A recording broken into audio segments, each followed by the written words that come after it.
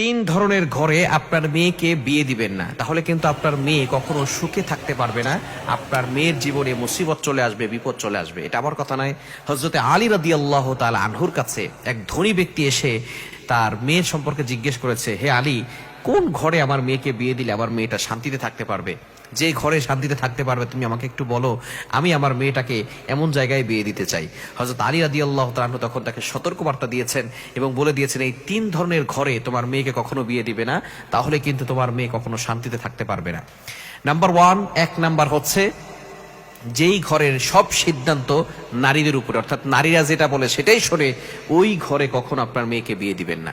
যেই ঘরের ভিতরে নারীদের কর্তৃত্ব থাকে, নারীদের সব দায়িত্ব থাকে, সেই ঘরে বিয়ে দিবেন না। কেননা পুরুষদেরকে আল্লাহ পাক রব্বুল আলামিন কর্তৃত্ব দিয়েছেন। যেই ঘরের কর্তৃত্বটা নারীরা নিয়ে নিবে, সব কথা নারীদের কথা অনুযায়ী সেই ঘর চলবে, সেই ঘরের ভিতরে একটু সমস্যা থাকবেই।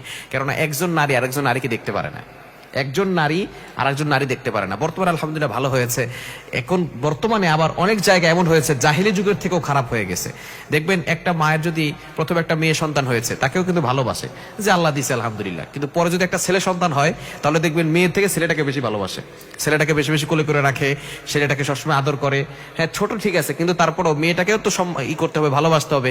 কিন্তু দেখা যাচ্ছে মায়েদের ছেলেদের প্রতি টান বেশি, আর বাবাদের মেয়েদের প্রতি টান বেশি। আবার অনেক সময় কিছু বাবা এমন আছে, মেয়ে বারবার হলে বলে আমার একটা ছেলে লাগবে, তুমি শুধু বারবার মেয়ে জন্ম দিচ্ছ কেন? জন্ম দেওয়ার মালিক এবং মেয়ে সন্তান এবং ছেলে সন্তান দেওয়ার মালিক কে? আল্লাহ। এজন্য অবশ্যই এই বিষয়গুলো আমাদেরকে স্মরণ রাখতে হবে। এই জন্য যেখানে একজন মা তার একটা ছেলে সন্তান এবং একটা মেয়ে সন্তান হলে সেই মাটা ছেলে সন্তানকে বেশি ভালোবাসে, মেয়ে সন্তানকে কম ভালোবাসে, এই মাই যদি এখানে বৈষম্য তৈরি করে, সেই মেয়েটা যখন অন্য ঘরে যাবে, সেই ঘরে কিভাবে সেখানে সম্মান পাবে বলেন?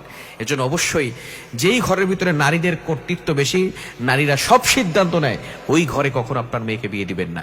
নাম্বার টু, দ্বিতীয় নাম্বার হচ্ছে যেই ঘরে নারীদেরকে কোনো সম্মান করা হয় না, নারীদেরকে রেসপেক্ট করা হয় না। কিছু কিছু সংসার এমন রয়েছে, কিছু কিছু পরিবার এমন রয়েছে যেখানে নারীদেরকে কোনো সম্মানই দেওয়া হয় না।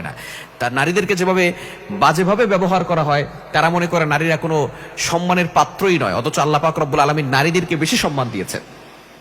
কোন বাবার পায়ের নিচে সন্তানের জান্নাত নয়, মায়ের পায়ের নিচে হচ্ছে সন্তানের বেহেশত। সুতরাং মায়ের পায়ের নিচে সন্তানের বেহেশত। শুধু তাই নয়, নবীজি সাল্লাল্লাহু আলাইহি ওয়াসাল্লাম আরো সম্মান কিভাবে বাড়িয়েছেন একটু দেখেন। যদি কারো একটা ছেলে সন্তান হয়, তাকে জান্নাতের গ্যারান্টি নবী সাল্লাল্লাহু আলাইহি ওয়াসাল্লাম দেন নাই। তবে নবী সাল্লাল্লাহু আলাইহি ওয়াসাল্লাম বলেছেন, যদি কারো একটা কন্যা সন্তান হয়, তাহলে সে একটা জান্নাতের অধিকারী। যদি কারো দুইটা কন্যা সন্তান হয়, দুইটা জান্নাতের অধিকারী। যদি কারো তিনটা সন্তান হয়, কন্যা সন্তান, তাহলে সে তিনটা জান্নাতের অধিকারী।